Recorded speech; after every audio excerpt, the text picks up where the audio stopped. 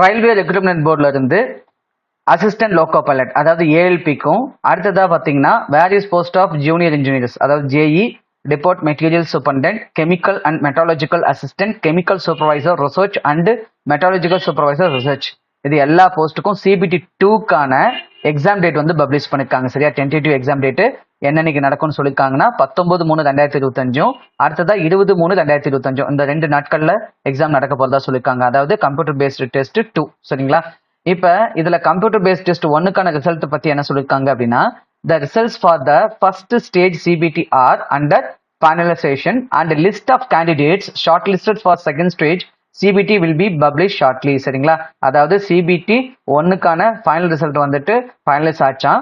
சரிங்களா, கூடிய சீக்கிரமா யாரெல்லாம் செகண்ட் ஸ்டேஜுக்கு அப்பீல் ஆகிறதுக்கு தகுதியானவங்க அப்படிங்கிறத ஷார்ட் லிஸ்ட் பண்ணி சீக்கிரமா நாங்க பப்ளிஷ் பண்ணிடுவோம் அப்படின்னு சொல்லியிருக்காங்க. சரியா, அடுத்த பாத்தீங்கன்னா link of viewing exam city and date and downloading of travel authority for SC/ST candidates will be made live 10 days period to the exam date on the official website of all RRBs. சரிங்களா, அதே மாதிரி உங்களுக்கான exam city என்ன, exam date என்ன, அதுக்கப்புறம் SC/ST மாணவர்களுக்கு வந்துட்டு அந்த ட்ரெயின்ல போறதுக்கான ஃப்ரீ பாஸ் ப்ரொவைட் பண்ணுவாங்க இல்லையா, அந்த டீட்டெயிலும் உங்களுக்கு எக்ஸாம் டேட்ல இருந்து 10 நாட்களுக்கு முன்னதா இந்த எல்லா ஆர்ஆர்பி வெப்சைட்லையும் நாங்கள் அப்டேட் பண்ணுவோம். நீங்க உங்களுடைய ரெஸ்பெக்டிவ் ஆர்ஆர்பி வெப்சைட்ல போயிட்டு டவுன்லோட் பண்ணிக்கலாம் அப்படின்னு சொல்லியிருக்காங்க, பார்த்துக்கலாம் அப்படின்னு சொல்லியிருக்காங்க. சரியா, அடுத்ததா டவுன்லோடிங் ஆஃப் கால் லெட்டர். சரியா, கால் லெட்டர் பார்த்தீங்கன்னா will start 4 days period to exam date mentioned in exam city and date intimation link. சரியா, அதே மாதிரி உங்களுக்கான கால் லெட்டர் கால் லெட்டர் வந்துட்டு டவுன்லோட் பண்றதுக்கான தேதி என்ன அப்படின்னு பாத்தீங்கன்னா உங்க எக்ஸாம் டேட் என்னைக்கோ அதுல இருந்து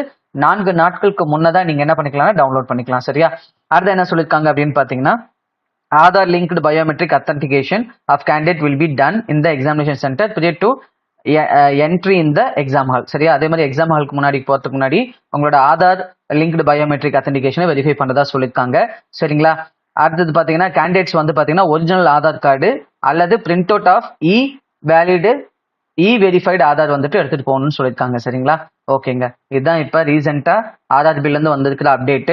உங்களுக்கு மோஸ்ட்லி வந்து பாத்தீங்கன்னா சிபிடி 1க்கு வந்து பாத்தீங்கன்னா இன்னும் ஒரு 5-6 நாள்ல வந்து ரிசல்ட் விட்டுருவாங்கன்னா மோஸ்ட்லி ஒரு 5 டேஸ்க்குள்ள உங்களுக்கு ரிசல்ட் விட்டுருவாங்க. சரிங்களா, 5 டேஸ்ல ரிசல்ட் விட்டுருவாங்க. நீங்க மெயின்ஸ் நல்லா ப்ரிப்பேர் பண்ணுங்க.